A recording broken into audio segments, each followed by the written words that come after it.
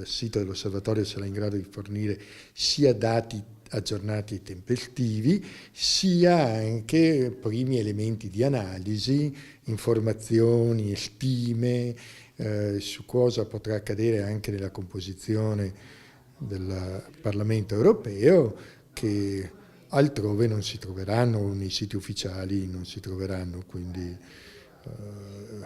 oltretutto quest'anno tramite il nuovo motore messo a disposizione del Ministero saremo in grado di dare anche le preferenze per tutti i candidati europei, per le regioni, le province e anche per tutti i comuni del Veneto. Quindi insomma uno potrà capire anche in diretta che cosa sta capitando. Se andrà come sembra, la partecipazione elettorale sarà bassa e quindi confrontare percentuali calcolate sull'80% dell'elettorato o percentuali sui 60 o meno per cento dell'elettorato è un'operazione quantomeno che si presta a dubbi interpretativi.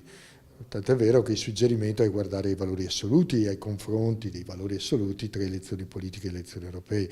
Come dire, proviamo a capire bene chi ha perso meno più che chi ha vinto di più. Ci sono due condizioni nuove che vengono introdotte. La prima è la composizione delle liste elettorali, dove c'è il 50% di un genere o dell'altro, donne e uomini, pena l'esclusione della lista dalla competizione, quindi questo risultato è già stato ottenuto, nel senso che tutte le liste hanno il 50% di donne.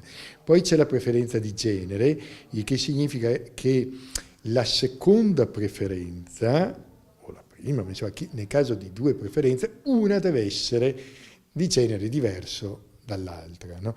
Pena esclusione della seconda. Quindi attenzione. Per gli ascoltatori, se il voto è dato a due uomini è il secondo uomo che viene cancellato, se è dato a due donne è la seconda donna che viene cancellata. Se invece un elettore decide di dare le tre preferenze, può dare indifferentemente, può votare due uomini e una donna o due donne e un uomo senza problemi di ordine.